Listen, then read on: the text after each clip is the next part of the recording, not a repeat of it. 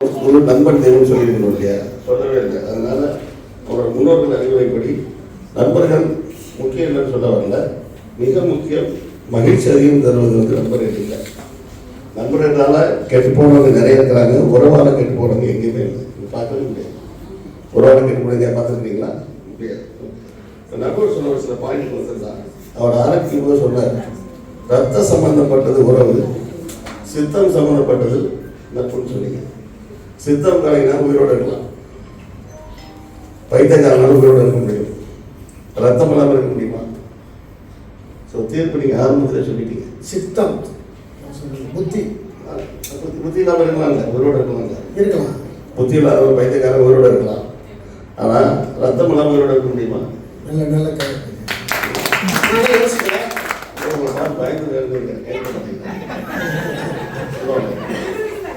அனாதை அப்படின்னு ஒரு சொல்ல உண்டு. அவங்களுக்கு மகிழ்ச்சி கொடுக்குறது நட்பு தான் அப்படின்னு சொன்னீங்க. நான் உங்கள்கிட்ட இதுக்கு பதில் இருக்கா இருக்குது. இந்த அனாதைகளுக்கு வந்து 1000 நண்பர்கள் இருந்ததாலும் அவங்களுக்கு ஒரு வருத்தமான விஷயம் இல்லை. அவங்க வருத்தப்படக்கூடிய விஷயம் என்ன? எனக்கு உறவு இல்லை. ஒரு நண்பர்கள் இருந்து அவ்வளோ மகிழ்ச்சியாக இருக்கிறவங்க உறவு இல்லைன்னே வருத்தப்படுவோம். கர்ணனுக்கு கிடைச்ச மாதிரி ஒரு நண்பர் ஒரு உலகத்தில் யாருக்குமே கிடைச்சிருக்க மாட்டாங்க. கர்ணனுக்கு கிடைச்சிருந்தாரு. அவனை வந்து ஒரு அரசனாகவே ஆகலாம். நான் அவனுக்கு கடைசி வரைக்கும் என்ன வருத்தம் இருந்தது? ஏன் மகிழ்ச்சியாக இல்லாமல்?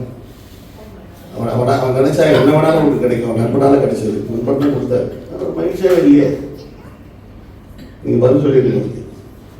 ஓகே, அடுத்து ஒத்தியார்னு ஒருத்தரை பற்றி பேசினாங்க ஐயா. அவர் வந்து குழந்தை பிறந்ததுக்கப்புறம் ஒரு மாதம் கழிச்சு வந்து உயிரை விட்டாரு. அதோட பைத்தியகாரத்தை நினைக்க முடியுமா? நான் இருக்கிறது தான் சொன்னேன், ஒரு நாள் இருக்கிறது தான் சொன்னேன். அது சரியா தப்பான்னு நீங்கள் தான் சொல்லணும். குழந்தை பெற்றுக்கிறதுக்கு முன்னாடியே செத்து போயிடலாம். அந்த குழந்தை திருப்பி அனாயதானே வளரும். அந்த குழந்தை யார் பார்த்துக்கணும்? இது வந்து ஒரு பொறுப்பெல்லாம் தன்மை. நட்பில் இருக்கும்போது உங்களோட பொறுப்புகள் மறந்துடுங்க. அதுக்கு உதாரணம் தான் பொத்தியாக இருந்தது. அந்த ஒரு மனைவி இருக்கிறா, அதில் ஒரு குழந்தை இருக்குன்றது தெரிஞ்சு ஒருத்தர் உண்ணாவிரதம் வந்து உயிர் விட்டுறான் அப்படின்னா அது பைத்தியக்காரத்தனமா அல்லது பயிற்சி கொடுக்கணும் சொல்லுங்க.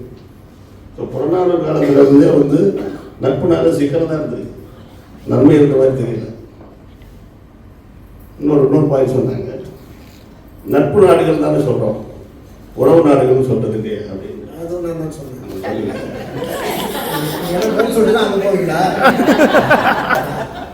எப்போதாவது மீட் பண்ணுறதா நட்பு நாடுகள்.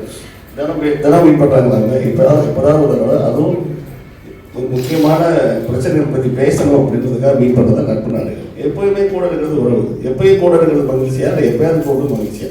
நீங்கள் தான் நிறைய நட்பு நாடுகள் வந்து எதிரியாக உண்டு.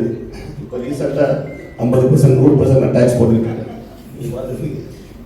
இதெல்லாம் நண்பன் சொல்றது வந்து உறவுகளிடம் கூட சொல்ல முடியாது. உறவுகிட்ட சொல்ல முடியாத விஷயத்த நண்பன் சொல்றோம்னா என்ன அர்த்தம்? ஏதோ மோசமான விஷயம் பண்ணியிருக்காங்க அர்த்தம்.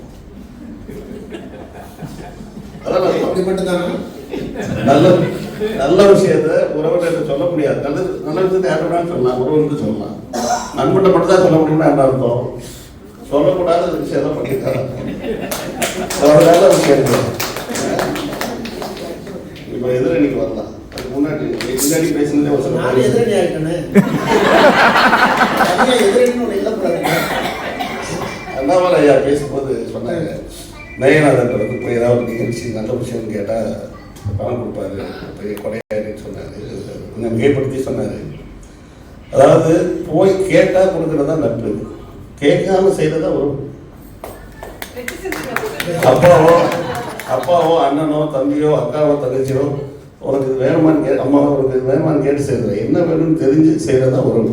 ஸோ அது மகிழ்ச்சியாக இருக்குமா? போய் கேட்டு கேட்கலாமா வேண்டாமா, கொடுப்பாடான்னு சந்தேகத்தில் போய் கேட்டு அது வாங்குறது மகிழ்ச்சியாக.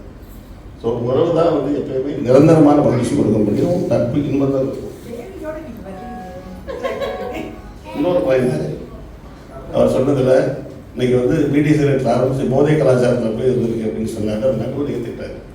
அது உறவுனால வர்றதில்லை. எங்கேயாவது வந்து சித்தப்பா வந்து பையன் வந்து அண்ணன் பையனுக்கு வந்து சீரட் பிடிக்க சொல்லி கொடுத்தாரு அப்படின்னு கேள்விப்பட்டிருக்கீங்களா? நண்பர்கள் தான் பண்ணுறாங்க. இன்னைக்கு போதை கலாச்சாரத்தை கொண்டு விட்டுருக்கு இந்த நட்பு. அதனால தான் வந்து 2000 வருஷங்களுக்கு முன்னாடியே கூடா நட்புன்னு ஒரு கூடா நட்பு 2 அதிகாரம் எழுதியிருக்காரு திருவள்ளுவர். இன்னொரு பாயிண்ட் சொன்னாங்க, ராமர் வந்து 7 பேரோட 7-8 பேரை வந்து இதோட சகோதரனாக இருந்துட்டார். நண்பர்களே வந்து சகோதரனுக்கு என் நண்பர் வந்திருக்காரு பிரபாகரன். அவர் இன்ட்ரடியூஸ் பண்ணும்போது நான் சொல்லுறேன், எனக்கு தம்பி மாதிரி தான் சொல்லுவேன். தம்பி தான் சொல்ல முடியும். அப்போ என்ன அர்த்தம்? எனக்கு நல்ல நண்பர் அப்படின்னு சொல்லி நிறுத்திடலாம். இப்போ மலர் மேடம் வந்து எனக்கு ஒரு நல்ல நண்பர். ஆனால் அவங்க மலர் அம்மான்னு தான் கூப்பிடுறாங்க, மலர் நன்கின்னு கூப்பிடுறது இல்லை அவங்க. ஸோ நட்பையோட உறவு சொல்லி கூப்பிட்றதா வந்து நமக்கு வந்து பகிர்ச்சி கொடுக்குது. பொதுவாக தமிழ்நாட்டில் பார்த்தீங்கன்னா ரத்தத்தின் ரத்தமான உடன்பிறப்பேன்னு சொன்னவங்களும் ஆட்சிக்கு வந்தாங்க, உடன்பிறப்பேன்னு சொன்னவங்களும் ஆட்சிக்கு வந்தாங்க. இன்னும் தோழா அப்படின்னு சொல்கிறவங்க ஆட்சிக்கு வர முடியல.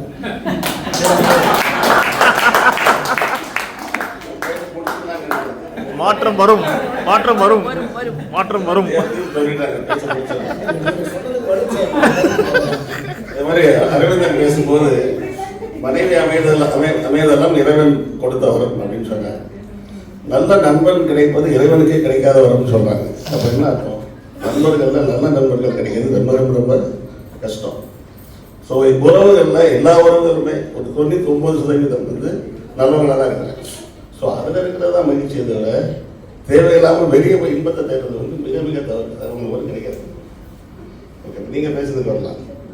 கேட்டட் கம்யூனிட்டிக்கு எதுக்கு வரணும் சொல்லுங்களா? கேட்டட் கம்யூனிட்டிக்கு எதுக்கு வரணும்? இங்கே நண்பர்கள் இருப்பாங்க வந்தோம், குடும்பத்துக்கு பாதுகாப்பாதுக்காக வந்தோம். அதான் உண்மை. ஃபேமிலி செக்யூரிட்டிக்காக தான் வந்தோம். அப்புறம் நண்பர்கள் வந்து சொல்றதே தப்பு. நண்பர்கள் இங்கே வந்ததுக்கப்புறம் அந்த நண்பர்களா எதிரிகளா, நண்பர் போன்ற எதிரிகளா, எதிரி போன்ற நண்பர்களான தெரியாது. நிறைய விஷயங்கள் இருக்கு. குடும்பத்தோட பாதுகாப்புக்காக வரும். உண்மை. அப்புறம் பரதன் வந்து ராமப்பட்டு செல்வ படிக்க போயிட்டாங்கன்னு சொன்னாங்க. அப்படி எடுத்துக்கலாம், கேட்டு வாங்கிக்கிட்டாங்க. அவங்க அப்படி சொன்னதாக எடுத்துக்கலாம். ஆனால் இன்னொரு தம்பி ஒருத்தர் கூடயே இருந்தாரு, 14 வருஷம் சாப்பிடாம தூங்காம பாதுகாத்தாரு. என்ன நண்பர்கள் பாதுகாத்தாரு சொல்லுங்க? ஏன் லட்சுமணன் 14 வருஷம் தூங்குறேன், 14 வருஷம் சாப்பிட்றேன், அண்ணனை பாதுகாக்கிறது கூட இருந்தாங்க இல்லையா? ஸோ அந்த உறவு தான் அவரை காப்பாற்றுச்சு. நட்பு வரல. எந்த நட்பு வந்து சொல்ல பார்ப்போம். வாலியை கொண்டு சுகிரியோட வந்து காப்பாற்றி அரசனாகியாச்சு.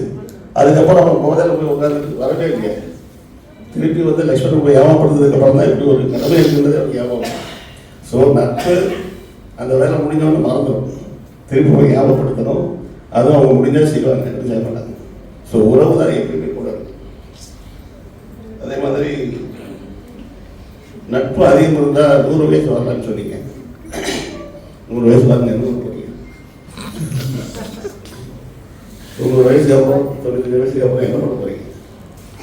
அதாவது நிறைய நீங்கள் சொல்கிற ரிசர்ச் உண்மை. நிறைய சோஷியல் ஆக்டிவிட்டிஸ் இருக்கிறவங்க எங்களெல்லாம் இருக்கிறவங்களுக்கு வந்து வயசு கூடுதுன்னு சொல்கிறாங்க. எந்த வயசு கூட போகுது? இளமையான வயசு கூட போதா இல்லை புதுமையான வயசு கூட போதா?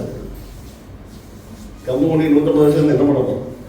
இருக்கும்போது குடும்பத்தில் நல்லா மகிழ்ச்சியாக இருந்து இருக்கிறவங்க எல்லாரும் எல்லாம் பாதுகாத்து எவ்வளோ சீக்கிரம் குடும்பம் போயிடலாம். தப்பே இல்லை. 100 வயசு இருக்க அவசியமே இல்லை. இன்னொரு தந்தை தோழன் ஆகலாம் அப்படின்னு சொன்னீங்க. தோழன் தந்தையாக முடியுமா? யாராவது தோழனை தந்தைன்னு சொல்ல முடியுமா? சொல்ல முடியுமா? உறவை வந்து நீங்கள் நட்பு வேணா சொல்லிக்கலாம். நட்பு வந்து என்றைக்குமே உறவுன்னு சொல்லவே முடியாது. ஏன்னா லாங் டேர்மில் இருக்கிற ஒரு விஷயத்தை வந்து நீங்கள் ஷார்ட் டேர்மில் சொல்லவே முடியாது. சொன்னீங்கன்னா அது தவறாக முடியும். ஸோ தோழனை வந்து தந்தை சொல்ல முடியாது. உயிரோடு இருக்கிறத விட உயிர்ப்போடு இருக்கிறது, அதாவது உயிரோடு இருக்கிறது வந்து உறவுகள், உயிர்ப்போடு இருக்கிறது வந்து நண்பர்கள் சொன்னீங்க. உயிர் இருந்தால் தான் உயிர்ப்போடு இருக்க முடியும். உயிர் இல்லைன்னா அப்போ உயிரோடு இருக்கிறோம்னா உறவுகள் நீங்களே சொல்றீங்க. அடுத்து யோகா மேடம் வருவோம். கரோனா டைமில் ஃப்ரெண்ட்ஸை மிஸ் பண்ணுறோம்னு சொன்னாங்க. ஏன் கூப்பிட்டுருக்க முடியாது வீட்டுக்கு? யாராவது ஃபோன் பண்ணி உன் வீட்டுக்கு நீங்கள் சாப்பிட வரணும்னு சொல்லி சரி பண்ணிக்கலாம். கரோனா டைம் உங்கள் செக்யூரிட்டி விட்டு பார்த்தா பிடிச்சி கொடுத்து எடுப்பாங்க. ஸோ கரோனா டைமில் ஃப்ரெண்டெல்லாம் மிஸ் பண்ணல. பயந்து போய் அவனுக்கு வர வேண்டாம்னு நினச்சிட்டு இருந்தாலும் தலைவலிக்கு அம்மா தான் கஷாயம் கொடுத்தாங்களா? உறவுல இருந்த தலைவலி சரியாக இருந்துச்சு. வீட்டுக்கு வந்து அம்மா கஷ்டம் கொடுத்தாங்க. ஏன் நண்பர் கொடுக்கல? நண்பர் வந்து தலைவலிக்கு தான் தண்ணி அடிக்கலாம்னு சொல்லுவார். அது ஒரு மெடிக்கல் ஷாப் தான். கஷாயம் கொடுக்க மாட்டேன்.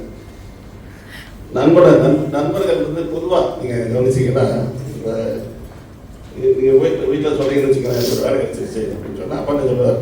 ரொம்ப சந்தோஷமா, நல்லபடியாக வேலை பாரு. நண்பர் என்ன சொல்லுவார்? வேலை கிடைச்சிட்டு சொன்னா நண்பர் என்ன சொல்லுவார்? வீட்டில் வார்த்தை நீட்டலாம். வேலை போச்சுன்னா அண்ணா என்ன சொல்லுவா? பார்த்துக்கலாம்டா, வேலை இருக்கு. நண்பர் என்ன சொல்லுவாரு? அதுக்கும் ட்ரீட். வார்த்தை நீட்டிக்கலாம். வீட்டில் வார்த்தை நீட்டிக்கலாம். மூடே சரியில்லை. அம்மா என்ன சொல்லுவாங்க? தூங்கு சரியாயிரும். நண்பருக்கு சொல்லுவாரு ட்ரீட். தண்ணி இருக்கு. ஒய்ஃப் திட்டா. மாமனார் என்ன சொல்லுவாரு? எனக்கு அப்படித்தான் பழகிக்கணும்னு சொல்லுவாரு. நண்பர் என்ன சொல்லுவாரு? தண்ணி இருக்கு. டென்ஷனா இருக்கு. ஒரு குரு ஸ்தானத்தில் இருக்கிறவங்க சொல்லுவாரு தியானம் பண்ணா சரியாயிரும். நண்பர் என்ன சொல்லுவாரு? டென்ஷனா இருந்தா ட்ரீட் தான். தண்ணி அடிக்கலாம். பேச்சு மாறுறது இல்லை. ஒரே பேச்சு எப்பவுமே மாறுறது இல்லை.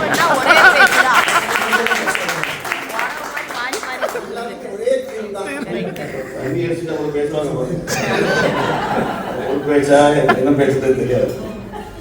எனக்கு நான் தேடி இருந்த பொண்ணு கிடைச்சிட்டா, லவர் கிடைச்சாச்சு அப்படின்னா என்ன சொல்லுவாங்க? அக்கா என்ன சொல்லுவா? வாழ்த்துக்கள், பார்த்துக்கப்பா. நம்ம என்ன சொல்லுவாரு? ட்ரீட் தான். பிரேக்கப் ஆயிடுச்சு. அதுக்கும் ட்ரீட் தான். தம்பி என்ன சொல்லுவாங்க?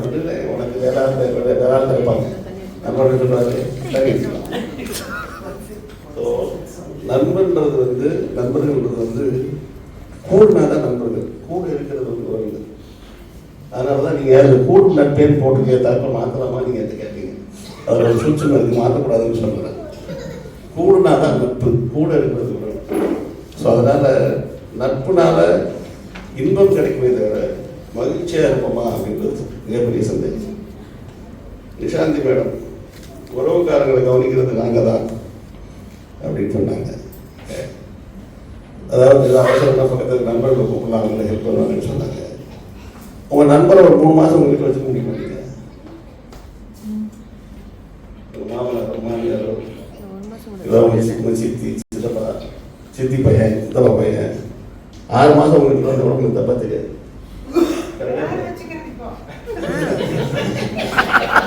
ஏன்னா உங்களுக்கு அந்த மகிழ்ச்சி தெரியல, உறவு கூட இருக்கிற மகிழ்ச்சி உங்களுக்கு தெரியல. நீங்கள் வெளியே போய் தேடுறீங்க.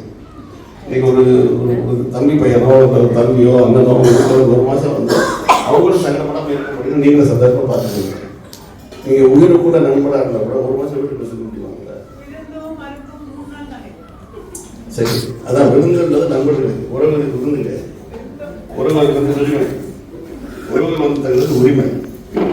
நண்பர்கள் தான் விருந்து. விருந்து மாதிரி சொல்றது 3 நாள் சொல்றது நண்பர்கள் தான், உறவுகள் இல்லை. இத்தனை வீட்டுக்கு பார்க்குறாங்க. எங்கள் தம்பி வீட்டில் என் தம்பி ஒய்ஃபோட அக்கா பையன் அங்கே தான் படிக்கிறான். 4 வருஷம் தான்.